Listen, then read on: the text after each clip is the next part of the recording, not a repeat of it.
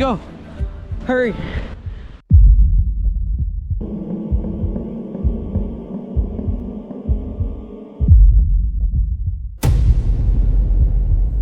That's crazy, man. This don't feel right.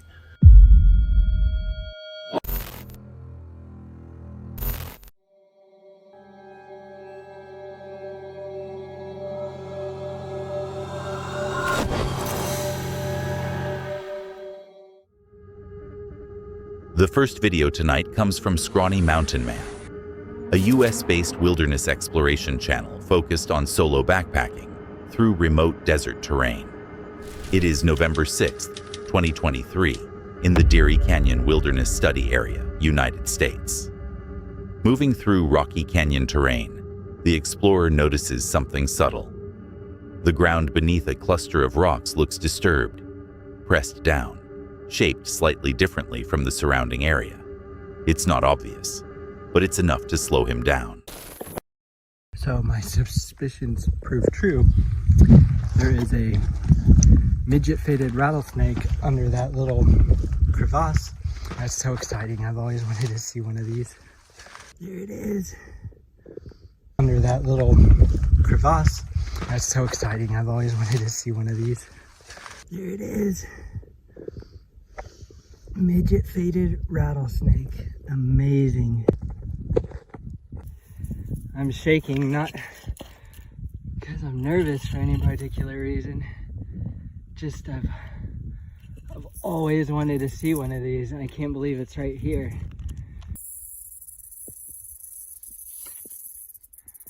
Oh my gosh.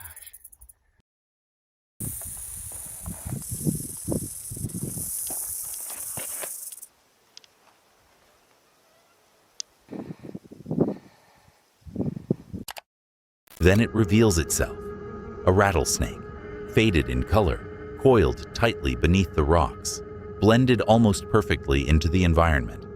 It hasn't moved, it hasn't reacted, but it's been there the entire time, within close range. He holds position, watching carefully. No sudden movement, no attempt to get closer, just controlled observation. The snake remains still, calm, non-aggressive, staying coiled within its shelter. The moment becomes less about danger and more about precision. How close he was without realizing.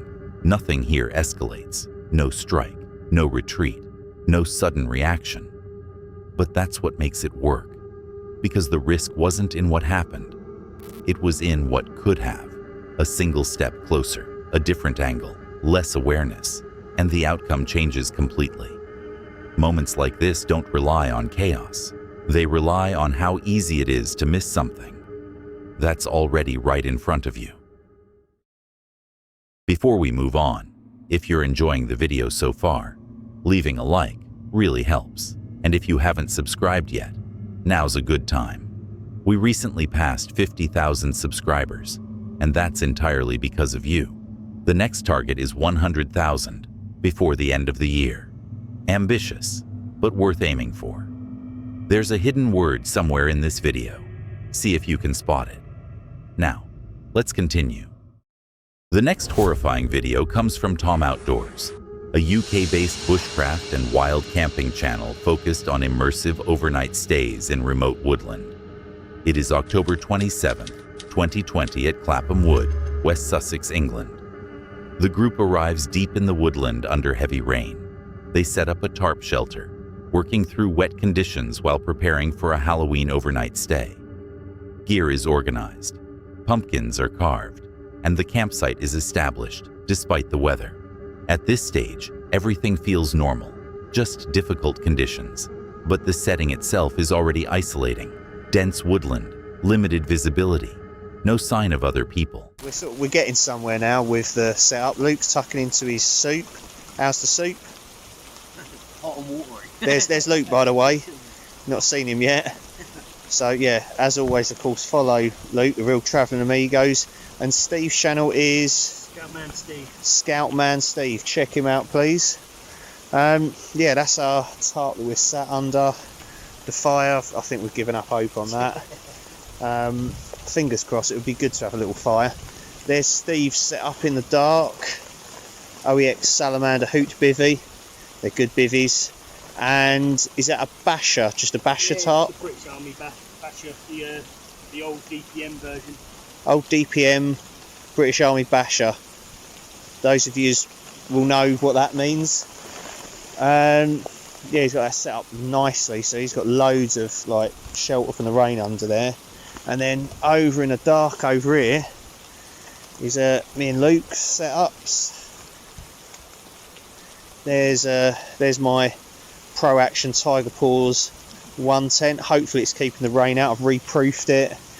And you may remember as well, while we're on the subject, that the pole at the footbox end snapped at Botany Bay Beach in Kent with Hambo. I've managed to sort of fix it. It's a little bit shorter now, and I've gaffer taped all the ends, like where it, the poles insert into each other. So Then something becomes noticeable. Not a sound, but the absence of one.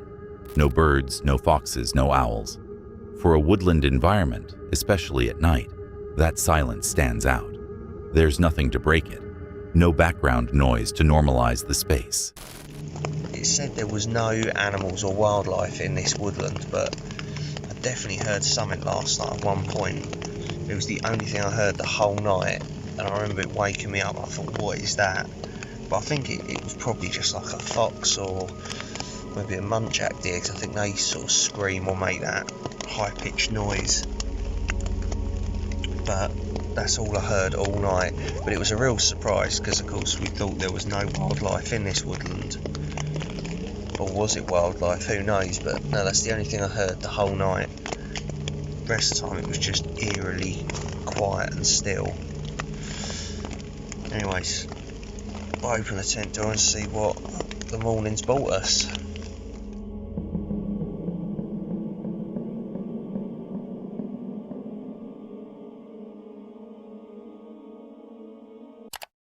By morning, the pattern holds.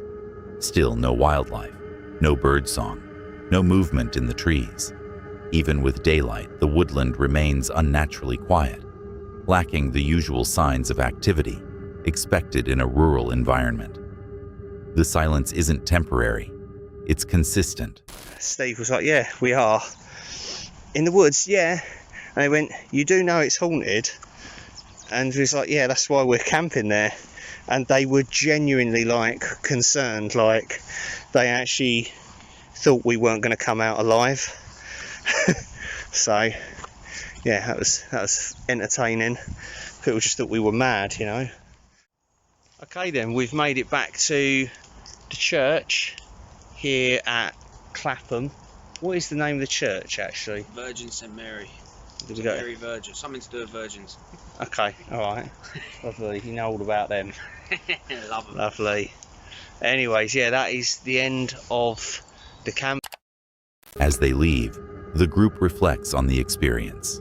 No sightings, no direct encounters, just the same underlying feeling throughout the night. That something about the environment wasn't behaving normally. Most of the time, tension builds from what you hear or what you see. Here, it's the opposite. Because when a place that should be alive is completely still, it becomes noticeable. Not dramatic, not obvious, just enough to feel wrong. And that's what lingers. Not an event, but the feeling that something was missing when it shouldn't have been. The next chilling video comes from The Markham Life, a US-based outdoor camping and survival vlog channel focused on real-time wilderness trips. It is April 11th, 2026 in the Fort Pella State Park area along the Chickasaw Bluff Trail, United States. The group is already deep within the wooded trail system. The atmosphere starts calm, typical hiking conditions, steady movement, and a controlled pace through the forest. But early on, there's an awareness of changing weather. Forecasts begin to shift rapidly. Rain increases, wind starts building, and within minutes, the situation changes from manageable to unstable. All right, everybody, newsflash. Turns out that stinking rain's coming in. It turned from like a 20% to like 80% in the course of 2 hours. We had an emergency pack up. This all happened in like 20 minutes. I don't know what to say. We're just scrambling around trying to get everything back in the bags, get to the truck. We're about to speed run this. This is kind of exciting, man. Speed run! Let's go. All right, let's get out of here. Rains are coming. Wind's already here. It looks pretty rough. I mean, dangerous school. Hey, hold it. What rock? Oh God, you got one up there. No! Come on, let's go. Hurry.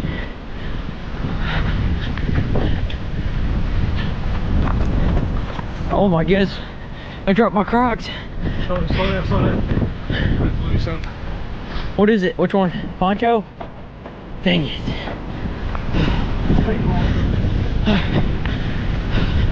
We don't. They move fast through difficult terrain. The descent is steep, uneven, and now wet, making footing unreliable. In the rush, gear is dropped, coordination slips, and communication becomes fragmented. Fatigue starts stacking with pressure. Every mistake costs time, and time matters. Fun is in parentheses, not fun. Those woods are haunted. They are. Something's in them. Freaking goosebumps. Yep, we heard like squealing of the trees and just crazy stuff. The hair on the back of my neck was standing up. And I had a bad gut feeling when the storm rolled around. Yeah, bad gut feeling. It was like you could hear voices in the wind.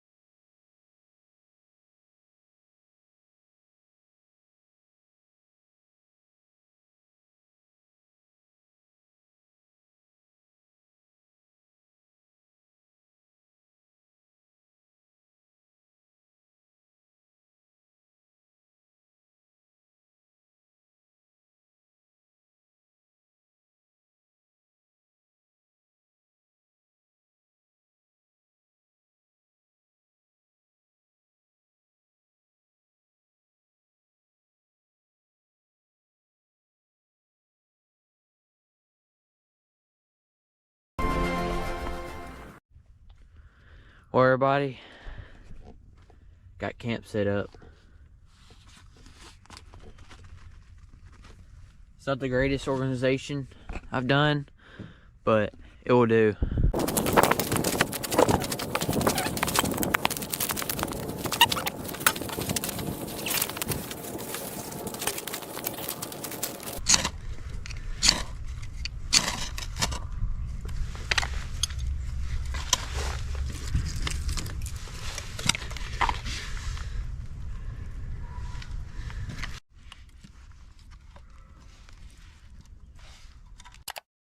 As they push deeper through the forest, the environment shifts again, not visually, but atmospherically. Wind tears through the trees, distorting sound and direction. Movement becomes harder to track, and the surroundings start to feel disorienting. The forest doesn't just feel like terrain anymore. It feels unstable, unpredictable. Nothing here is mysterious. No unknown presence, no unexplained event. Just a rapid escalation, from control to reaction. That's what defines it. Because in environments like this, the risk isn't always something you find. Sometimes it's something that builds around you, quietly at first, then all at once. And once it shifts, you're no longer exploring it. You're trying to get out of it. The next shocking video of the night comes from Wild Stag Adventures, a UK-based wild camping and bushcraft channel focused on immersive woodland camps. It is October 29th, 2020 in Clappam Woods, near Clappam Village in the South Downs, England. In a woodland area outside of Clappam Village, there are numerous reports of strange happenings that draw from the folk history of the area. It's often discussed and embarked upon by the lack of wildlife in Clappam Wood in particular, the stillness of the air and the peculiar lack of birdsong. The woods are left with an uncanny silence rarely found anywhere else on the South Downs. 4 deaths have occurred either in or close to the woods and have since become part of the lore surrounding it. The first such case was that of Police Constable Peter Goldsmith in 1972. Goldsmith, 46, was a former Royal Marine Commando and an experienced rambler who was in excellent physical condition. He was last seen in June that year walking across the downs and carrying a large holdall. His body was found 6 months later, hidden in a patch of thick bramble. In August 1975, pensioner Leon Foster was found in the woods by a couple searching for a lost horse, 3 weeks after his wife had reported him missing. And then the Reverend Harry Neil Snelling, the retired vicar of Clappam Parish, disappeared on All Hallows Eve in 1978 while returning home from the Downs from a dental appointment in Goring. His body was eventually found 3 years later by a Canadian tourist who only informed the police of his discovery after he left the country. The murdered woman was Miss Gillian Matthews, a 37-year-old divorcee and a homeless schizophrenic who went missing in September 1981. Her body was discovered 6 weeks later in a state of partial undress, having been raped and strangled. No one was ever charged with her murder. It wasn't until 1987, however, that anyone offered an explanation that attempted to tie these desperate events together. In their book, The Demonic Connection, Toyin Newton, Charles Walker and Alan Brown alleged that these woods were being used for rituals by a satanic cult, calling themselves the Friends of Hecate. Hecate is a triple-headed goddess of the Greek underworld, a central figure in modern Wicca. Not only unexplained deaths, but there have been reports of UFO sightings locally, in particular locally at Chanctonbury Ring and Sisbury Ring, 2 historic hills with Neolithic flint mines and Iron Age hill forts.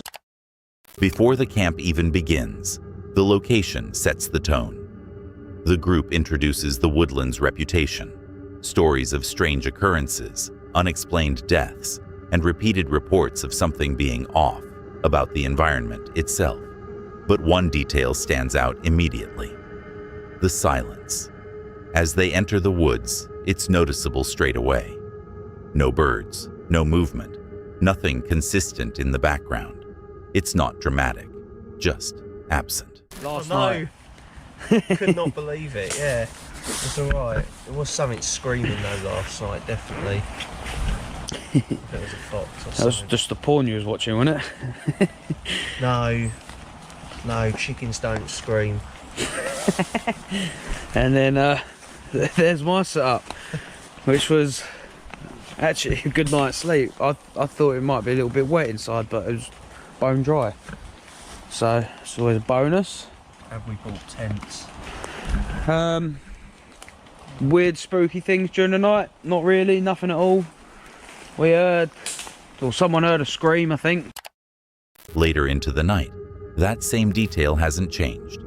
They begin actively discussing it, pointing out how unusual it is for a woodland area to remain this quiet for this long. Even in poor weather or late hours, there's normally something. Here, there isn't. The word they use is dead, not visually, but atmospherically. Yeah, that wind we had last night when we got here though, the trees were like hanging on for dear life, weren't they? But that one up there, because it was a bit rickety, which I'm attached to. 7 foot. Right guys, that's us done. Just packing up the final couple of things. That's where we had the tarp up there with the fire pit. I'm just gonna scatter some shit around. Swamp. Yeah, swamp down there now. Steve was here, I was there, Tom was there, so we're leaving no trace. Can't be a tosser, yeah. Thanks guys for coming with me, for joining me on this camp. Nice to finally meet Steve as well. Like I say, if you haven't got these on YouTube yet. Even in short exchanges, it comes back again. The same comment, the same reaction. Not fear, just confusion, because the environment isn't behaving the way it should. Nothing happens here in the traditional sense. No sightings, no interaction, no escalation. But unlike a single moment, this builds through repetition. The same detail, noticed again and again by multiple people over time. And that's what gives it weight, because one moment can be dismissed. But when something stays consistent, when nothing changes, that's when it starts to stand out. Not as an event, but as a condition. One that never really explains itself. It just stays there the entire time. The next video comes from Exploring with Bear, a US-style solo wilderness and paranormal survival channel focused on immersive overnight camps in remote forest environments. It is March 10th, 2026, in a remote forest, Bigfoot hotspot, United States. Bear arrives alone at a heavily wooded campsite, setting up his tent beside a narrow trail surrounded by dense vegetation. Visibility is limited in every direction. The forest is thick, enclosed, and quiet, with very little line of sight beyond a few meters. At this stage, everything feels controlled, just isolated.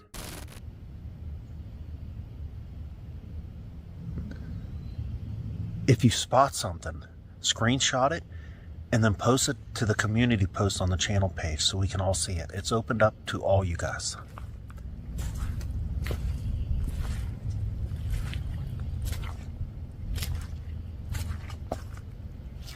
So it looks like it splits off two ways. Oh.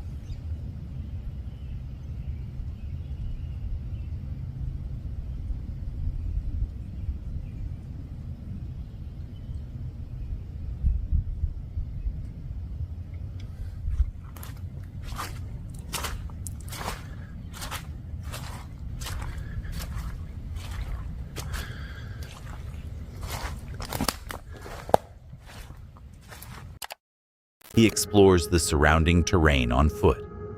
The trails are overgrown and uneven, suggesting very little recent use. No clear signs of activity are found, and the environment remains calm. It feels untouched, undisturbed. You can see it is much later now. The sun is going down. I think it is time for us to get the fire going. So yeah, let's jump on this fire here and get the steak going.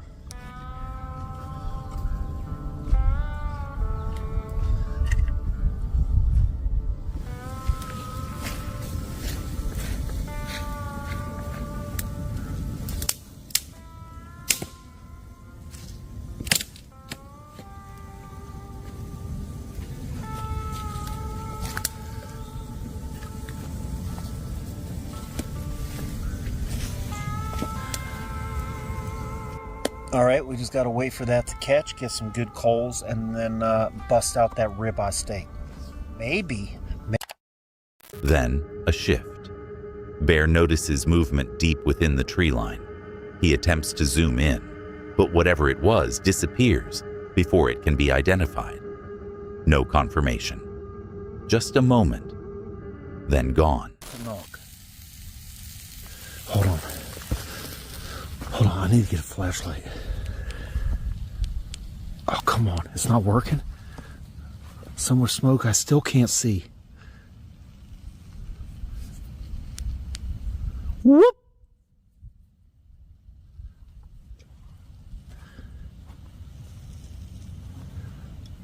Oh man, let me get this light out of my face. I can't see crap. A second knock follows. Same direction, same tone. Now it's not random. It's repeated. It crashes.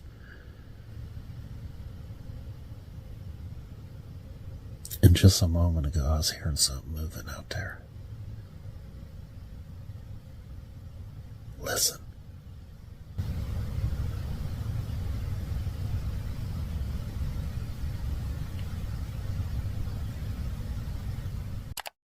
The situation escalates. While speaking on a live segment, Bear reports 2 separate tree crashes and continued movement beyond the camp. At the same time, fog begins rolling in, thick enough to reduce visibility around him. The environment starts closing in, visually and audibly. What in the world is that thing?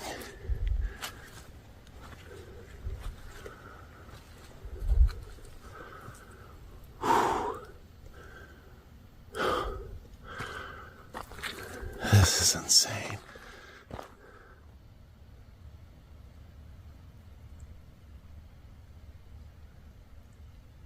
Look at that.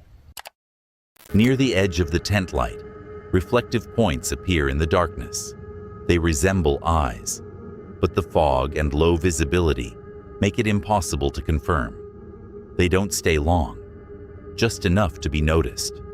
A final moment. Through the fog, an unclear shape moves near the campsite. Bear reacts immediately, trying to track it, but the visibility is too poor to identify anything with certainty. The movement is real. The source isn't. He pulls back toward the tent. Nothing here is confirmed. No clear visual. No identifiable source. No direct encounter. But the sequence builds. Movement. Knocks. Crashes. Reflections. Shape. Each step adds something, without ever resolving it.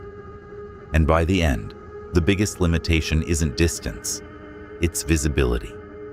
Because whatever was out there never needed to come closer. The forest itself did the work, hiding everything, just enough to keep it unknown. Before we get into the next clip, around 70% of people watching aren't subscribed. We're working toward 100,000 subscribers by the end of the year. And if you're enjoying the video, hitting subscribe really does help. Alright, let's get back to it. The last video of the night comes from Steve Fortune, also known as Big Ginger in the Woods, a UK-based bushcraft and wild camping channel, focused on relaxed woodland camping trips, where practical builds often give way to real-time conditions. It is February 17th, 2024, in a woodland camping area, United Kingdom. Good afternoon. Welcome to my video. Today is my first solo camp ever. I'm on my own tonight. It's the first time I've ever done it on my own. I'm not nervous. I've got a spot planned out.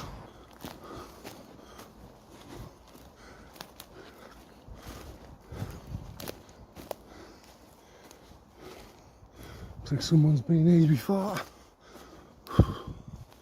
Cool.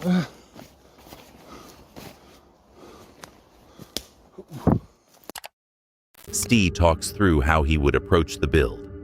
Tools, cordage, efficiency. Each part is broken down with intention. It's methodical, controlled, and feels like the start of a proper bushcraft project. Everything is lining up.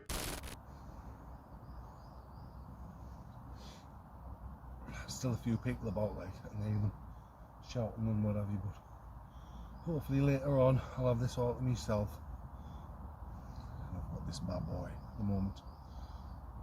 So I'm just relaxing in the woods. Got some essential reeds. Incy spider. That's ended up in there by an accident. But what I've got to read tonight is Clive Barker, The Hellbound Heart, which is the book for the film Hellraiser, which is one of my favourite horror films, so I'm going to sit and read that, because I'll have nothing to do. I've also downloaded a 3-hour mix on my phone, which I'll listen to later on. So I've got hours and hours, haven't I? So I'm going to enjoy it. A bit of peace in the woods, hopefully. Unless some masked murderers decide to come later on. But hope you're enjoying the video, and I'll speak to you in a bit. Right viewers, just going to show you I've moved. I was further over there, but I'm here now because I've got a little seat there, found it. I've got my rubbish bag here. Got a few lights up there. That's my sleeping bag. With conditions worsening and a storm risk mentioned, the decision is made. The raised bed idea is dropped. No dramatic moment, just a quiet shift from building something ideal to getting something done. So now I think I might make something to eat.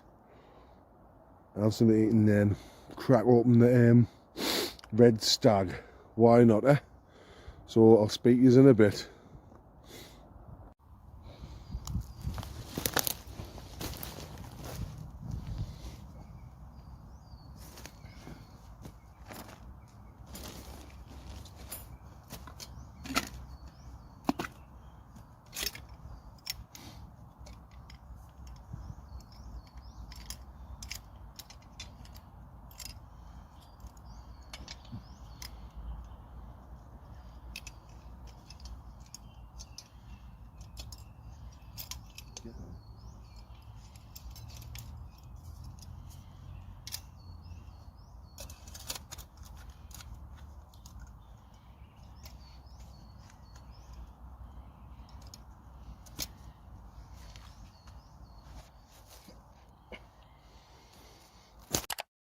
Steve moves fast, rigging a hammock between trees using simple cordage and quick knots.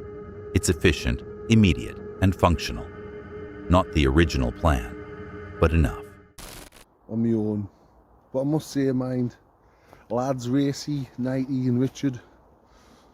I was going to invite you, but I thought I wanted to get that solo camp off my bucket list, so that's what I'm doing now. But I must say, I do enjoy it when all the lads is there more than being on my own. Something new, but I do prefer it with the lads. And on Saturday, next Saturday, we're going back to Harwood Forest to Five Fiddlers Island, so I'm looking forward to that. But for now, it's a solo camp and I'm going to get smashed into the whiskey. So I'll speak to you in a bit.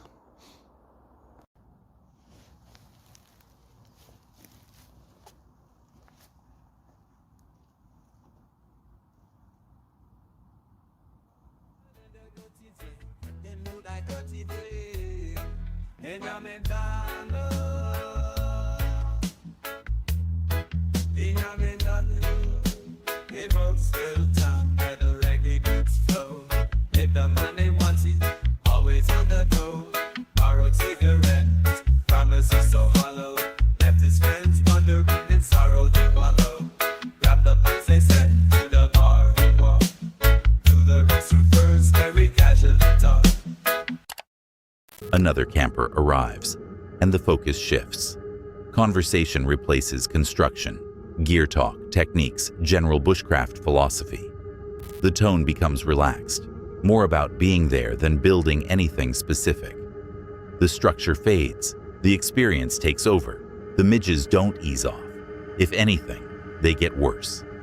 Everything becomes reactive, constant movement, small adjustments, working around discomfort. The camp settles into something improvised rather than planned. At this point, nothing is being built. It's all being managed. By the end of the night, the original idea is gone. Not because it failed, but because it didn't fit the conditions. What's left is simple: a hammock, a fire, and adapting as things change. Because out here, it's not about sticking to a plan. It's about knowing when to let it go and still making the night work. And that wraps up another dive into the unknown. If you're into spine-chilling footage and unexplained encounters, hit that subscribe button and stick around. We've got more coming, and it only gets weirder from here.